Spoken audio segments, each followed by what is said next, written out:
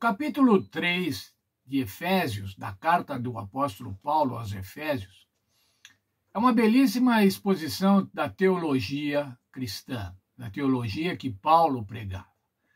Dos versos 1 até o verso 13, a gente vê esta exposição teológica, o mistério de Deus. Paulo desvendando o mistério eterno de Deus. E depois, dos versos 14 até o verso 21, a gente vê a oração de Paulo. A oração de Paulo pelos Efésios, concluída com dois versos, os versos 20 e 21, que é a doxologia, o louvor do apóstolo Paulo. Vamos dar uma olhada geral neste capítulo, um capítulo que tem 21 versos. Primeiramente, Paulo está dizendo assim: por causa de você, por essa causa, eu, Paulo, sou prisioneiro de Cristo por vós, os gentios. Paulo estava preso em Roma, irmãos. Na verdade, Paulo estava preso pelo Império Romano. E as condições de estar preso em Roma não deviam ser nada fáceis. Mas veja, ele está dizendo que ele não era preso, ele não era um presidiário romano, mas ele era preso ao Evangelho, preso aos gentios. Ele diz assim: sou prisioneiro de Cristo. Prisioneiro de Cristo era uma outra condição, irmãos. Ele não se julgava preso por Roma, mas ele era preso por Cristo. O que ele queria dizer com isso, irmãos? Ele queria dizer que ele não podia fugir dessa missão. Ele estava detido nessa missão. O objetivo de Paulo era pregar o mistério. Se você olhar agora dos versos 2 até o verso 13, ele vai dizer qual é esse mistério. O mistério revelado. Veja no verso 4. Minha compreensão do mistério de Cristo. E qual que era esse mistério, irmãos? Esse mistério está lá no verso 6. O mistério é que os gentios são co-herdeiros e membros do mesmo corpo e coparticipantes da promessa em Cristo Jesus pelo Evangelho. Aí estava a grande novidade, irmãos. Aí estava a boa nova. Os gentios eram co-herdeiros. Não eram somente os judeus que eram herdeiros, ou que eram participantes das promessas, mas agora os gentios, os estrangeiros, no caso os gregos de Éfeso, também estavam incluídos no plano da salvação.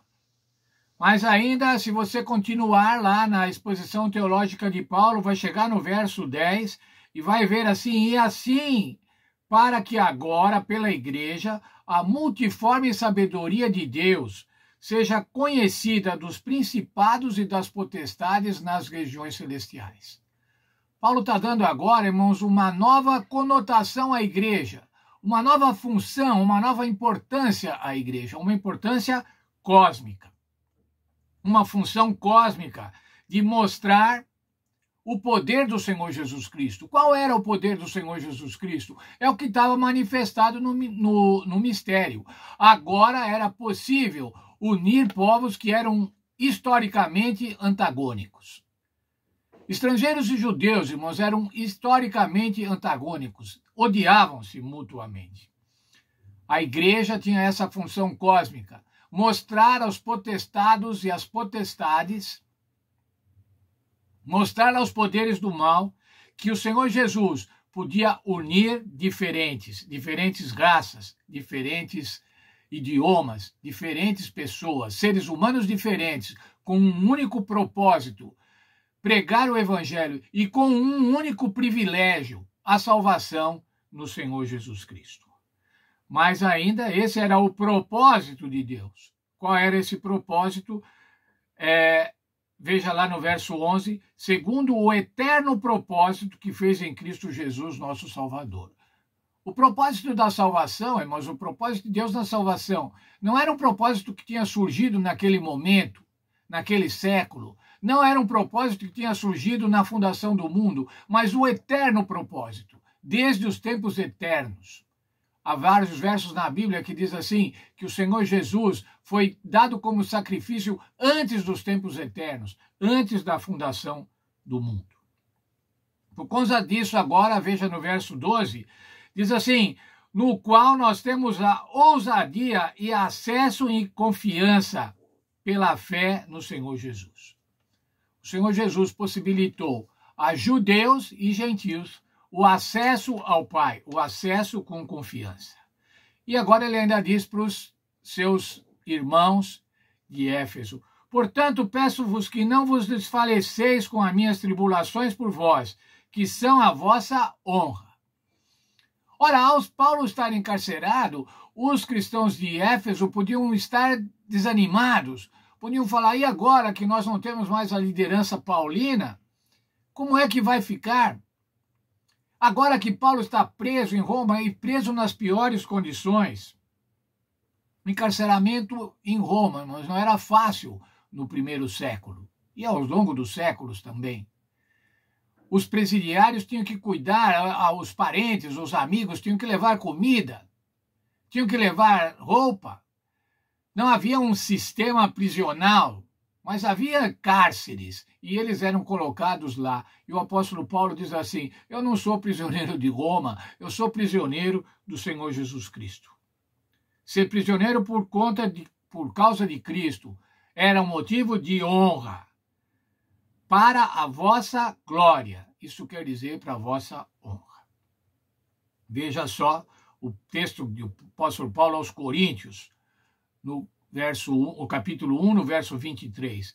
Mas nós pregamos a Cristo crucificado, escândalo para os judeus e loucura para os gregos. O que era escândalo para os judeus? Um Senhor crucificado, uma pessoa crucificada. E o que era uma loucura para os gregos?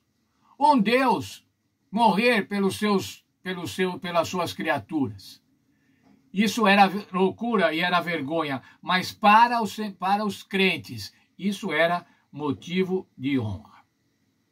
Veja agora ainda o verso 16, agora, a partir do verso 14, nós vemos a oração de Paulo. Ele diz assim: por causa disso, me ponho de joelhos perante o Pai de nosso Senhor Jesus Cristo. Paulo está orando a Deus, o Pai. Veja o verso 16. Oro para que, segundo as riquezas da sua glória, vos conceda que chegais fortalecidos pelo poder do seu Espírito no homem interior. O que Paulo estava pedindo? A dotação do Espírito Santo aos cristãos de Éfeso. Se você vai agora para os versos 18 e 19, o apóstolo Paulo está falando da dimensão do amor de Cristo, do tamanho do amor de Cristo, para que vocês possais perfeitamente compreender com todos os santos qual é a largura, o comprimento, a altura e a profundidade, e conhecer o amor de Cristo que excede todo o entendimento, para que sejais cheios de toda a plenitude de Deus. Estar cheio da plenitude de Deus. Você vai encontrar na Bíblia, irmãos, inúmeros textos que falam da generosidade de Deus, da bondade de Deus, da abundância de Deus em dar dons aos seus filhos, a plenitude de Deus. E agora Paulo conclui a sua oração nos versos 20 e 21. Ora, aquele que é poderoso para fazer tudo muito mais abundantemente além daquilo que pedimos e pensamos, segundo o poder que em nós opera, a ele seja a glória na igreja e em Cristo Jesus, por todas as gerações, para todos sempre. Amém. Veja aqui aparece novamente, irmãos.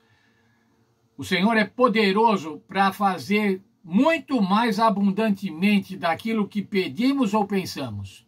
Isso era só para os crentes de Éfeso, irmãos? Não, irmãos, isso é para nós hoje também. O Senhor é generoso. O Senhor é abundante em nos dar as bênçãos. É que muitas vezes, irmãos, nós recebemos as bênçãos cotidianas, e nem as percebemos mais. E aí, quando há alguma provação, a gente fica extremamente preocupado, achando que não é abençoado, achando que não merecia. Mas o Senhor nos abençoa abundantemente. Como diz o outro verso, na plenitude do Senhor. Que Deus nos abençoe, irmãos, e que a gente possa, neste texto do apóstolo Paulo, nesse pequeno texto do apóstolo Paulo, entender o amor de Deus, conhecer o amor de Deus, que excede todo o entendimento. Nós ainda vamos ver isso na lição desta semana.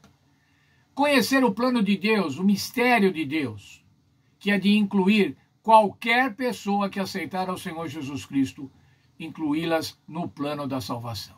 Que Deus nos ajude no estudo desta semana. Tenham todos uma semana feliz de estudo da Bíblia.